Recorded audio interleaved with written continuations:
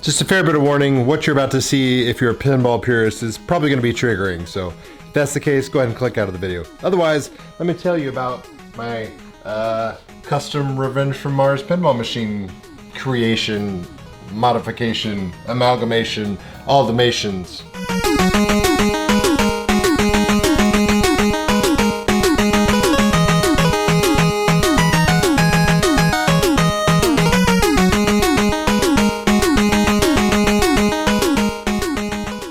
So yeah, what you see before you is the end result of a wild idea I had where I'd always been a big fan of the game Revenge from Mars and Pinball 2000, but I just honestly always hated the cabinet design. 1999, it was perfectly fine. I have no, ifs, ands, or buts about it then, but it doesn't really stand the test of time in my opinion, especially with a modern collection. It just really always looked hokey, and honestly it looked lesser than, even though it had more advanced technology than a lot of the machines next to it.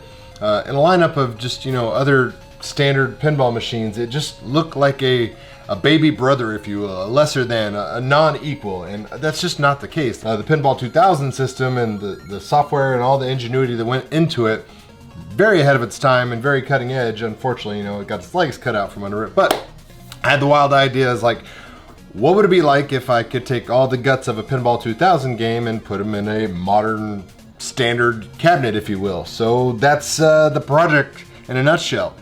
So how it started was I found a donor machine, a nice Revenge from Mars that had great bones, if you will, but not necessarily had been, taken super well care of. Needed a big time shop job. It hadn't been cleaned in a long time. It still had the original code that the manufacturer shipped it with, so it had never even been updated, which meant you couldn't even do a super skill shot on it, which is part of the game's code because it was still running the original factory mainline code, which I thought was kind of hilarious, but cleaned it up, put some quality of life improvements on it, so LEDs throughout the game. It still had the original incandescent bulbs, Cliffy protector on the scoop, Cliffy protector on the shooter lane, rebuilt the pump bumpers, changed the skirts and the buckets, if you will. We've got red skirts now, clear buckets. LEDs really brightened up this game. Pinball 2000, if you're not familiar, had a CRT that reflected onto the glass, and you got that Peppers Ghost superimposed image to where you could see the scoring and the animation and everything on the glass. It had special glass that had half of it coated in reflective material and the other half was just normal translucent glass. Big downside of that, it's modern day, that stuff is very rare and expensive, and you're paying like $400 for a sheet of it, and I think that's absolutely stupid. I'm not about to pay $400 for glass, especially if it only works on 2 games that were ever created. So another one of the reasons I wanted to upgrade / modify this into a modern cabinet. Speaking of the cabinet, this started its life out as a Barrels of Fun Labyrinth cabinet that was one of their QA rejects that they were selling. Got it for $300, shipped to my house for an additional fee. And it literally showed up one day without any kind of notification. I walked outside to check the mail, and there was literally a pallet with this cabinet sitting in front of my garage, which I thought was kind of wild. But use this cabinet. It's basically a WPC 95 style cabinet. So as you can imagine, I had a lot of hurdles to tackle to get all the Pinball 2000 stuff to work with a Barrels of Fun / WPC 95 cabinet. But lo and behold, got it done, just tackled it bit by bit. The first project I had to essentially tackle is find out even if I could get this Playfield in the cabinet to, sit comfortably, rest, and, be level and all those type of things. Pinball 2000 had its own unique rail system inside the cabinet where it used carriage bolts inside the cabinet and they drilled through the sides, and I think it's a bit of an eyesore. Barrels of Fun doesn't use that. They use kind of the stern slider that has inside elevator bolts in there to where it's all flush. There's nothing on the side of the cabinet. There's no bolt holes. There's no extruding bolt heads or anything like that, so it's nice and clean, and I wanted to utilize that. So what I had to do is I had to modify the bottom of the Pinball 2000 Playfield here, put on my own custom hinges, put on those kind of sliders inside the cabinet and get it in there, and now it works perfectly well. So that was obstacle number 1. Once I got that, then I had to get the receiver, because this uses a custom receiver for Pinball 2000's lockdown bar, specific only to those games. Got that in there, everything lined up and worked, which was big sigh and a relief, because those are the main 2 things that were going to make or break this project right out of the gate. Then after that, Had to drill the massive holes for the Pinball 2000 action buttons and flipper buttons since they are, you know, like 2.5 inches in diameter. I had to get the biggest step drill bit hole you could possibly find out there to drill bigger holes. Got those, got it all lined up, got it situated and everything. And then it was like, oh wow, okay, it's theory time, you know, the proof of concept, it's actually working. So then I had to do a lot of cleaning and a lot of rewiring and reworking things. So the inner guts of the Pinball 2000 Revenge from Mars cabinet I had were just absolutely disgusting, so I had to clean a ton of stuff. Not only did I, you know, LED stuff, I replaced a bunch of plastics and posts and everything with bright translucent clear ones, changed out the flipper themselves, put chrome alien spaceships here, so everything's nice, bright and shiny and clean. Had to rewire and rework everything. So on the Pinball 2000 cabinet, the transformer, the power supply board, all that kind of stuff is kind of figured in the back. Had a weird power switch in the middle of the cabinet, so I had to rewire all that. So my power switch is where it normally should be, up here underneath the head on this cabinet. Transformer and everything's been moved. It had a plastic piece that covers the power driver board. It was absolutely disgusting. Scrubbed it up really good, repainted it. Had to repaint a lot of stuff. Got my armor all powder coated, nice bright metallic red. Goes with the alien theme. I thought about doing green, but it was a little too much. So did that. Got brand new speaker upgrade and everything. So the original Pinball 2000 cabinets had 4-inch speakers. Now we got the upgraded 5.5-inch speakers. Same thing with the sub. It had originally a 6-inch sub in there. I've got a brand new JBL 8-inch sub, so it is very beefy. We've got a 15.6-inch 1080p screen here, running, you know, the game animations. Like I said, Pinball 2000. It reflected it on the glass. No longer the case. Don't have to do that.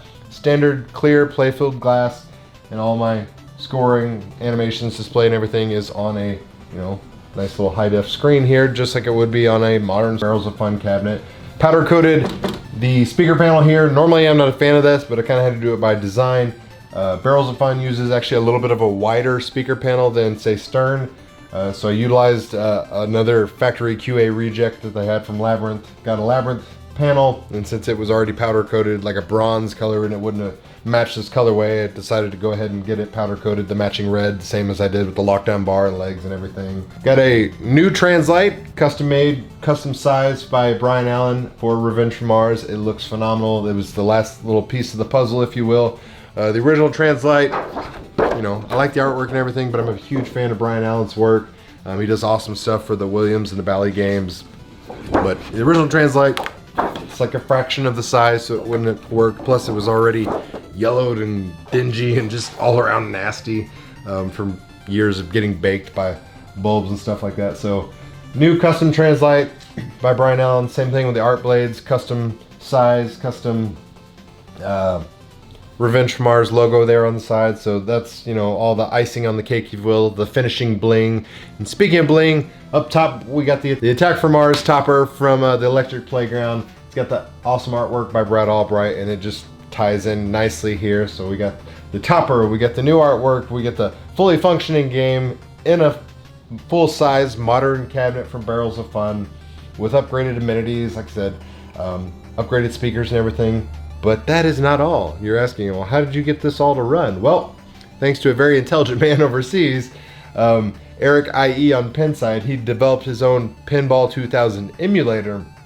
And I've got a custom gaming PC that's actually old that I had laying around that is running the emulator, and it plays this game phenomenally well. You'd never know that it was running off an emulator.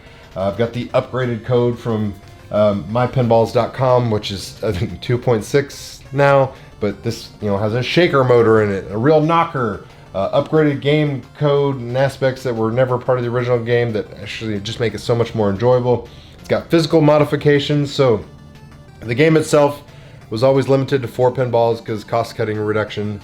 Same thing with its lock. It used kind of like a virtual lock where it would hold one ball and then spit out another ball and just keep doing it that way. This now has a physical 3-ball lock into the scoop area, so I can shoot 3 balls back there. And once you start multi-ball, it will commonly eject all 3 balls out down the ramp, which was never done in the factory settings. And this now also is a 6-ball game.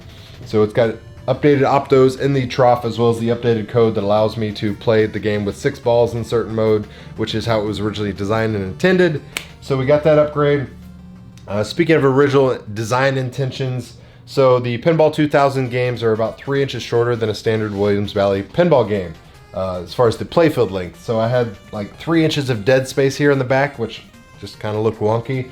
And George Gomez, when he designed this game, he originally had designs for having these kind of like buildings and sculptures in the back corners of the playfield. So I kind of used that thought process and mentality. I got these 3D buildings that are all dilapidated and broken down and look like they've been in a war zone.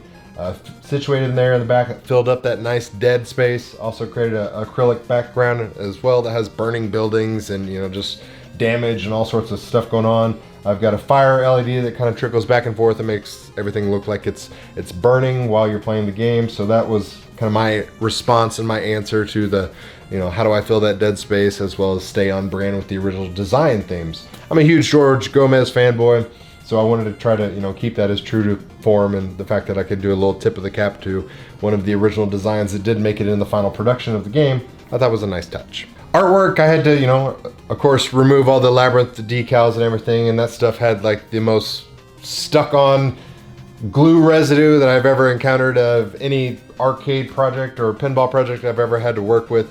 I was scraping glue residue off of that for hours on end, I kid you not. By God, if you ever want to take it off, you're in for a world of hurt. But on the side of the back box, wanted to utilize some of the original artwork, so I've got what was originally on the back glass, the girl, you know, shopping with her cornflakes, getting attacked, kind of redesigned and made my own there.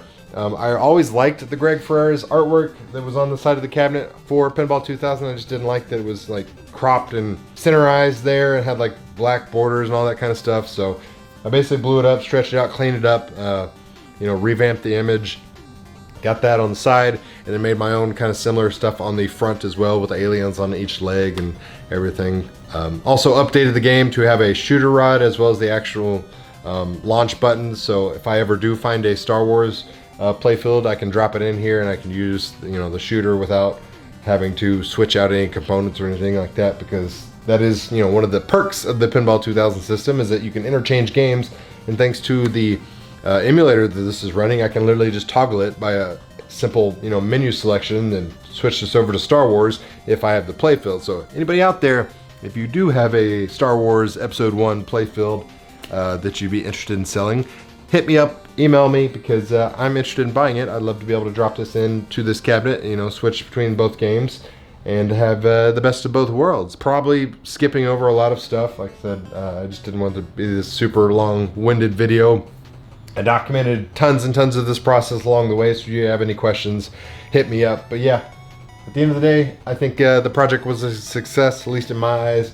I accomplished what I wanted to do. I've got a wonderful game that I absolutely adore, with modern stylings and touchings and, you know, amenities, and ended up selling the guts and the rest of my Pinball 2000 cabinet to somebody that needed it for their own project. So the world was, you know, all grand in the end of the day. I didn't trash anything. The original cabinet I got had already had an LCD transplant, so it wasn't like I killed some beautifully working CRT or anything like that. So I think my universal karma is still intact as far as me not terribly ruining anything, but, you know, there's always going to be somebody out there that says I shouldn't have done this and I'm a terrible person for doing it, but they don't pay my bills, and I still enjoy this machine. So guys, let me know what you think of this weird, wild, crazy creation that I did. If you enjoy it, make sure you hit the like button, share this video with your friends if you found the information helpful, and as always, thanks for watching, guys. It really means a lot. Go back to Mars and take your forearms with you!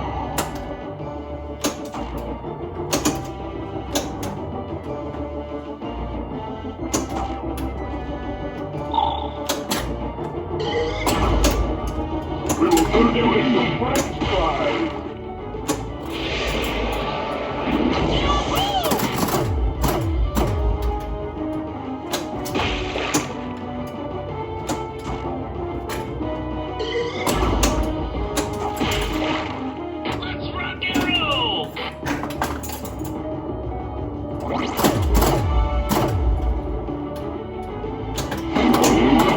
One more, baby!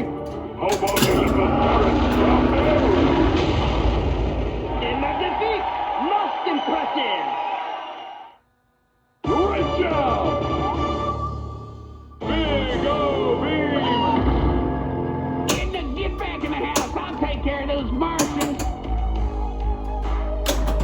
at the size of that ant.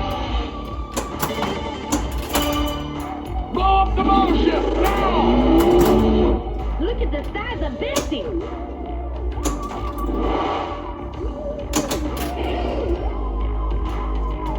Our big old ship! Watch you, Earthling! Why can't you Martians go bother them city folk?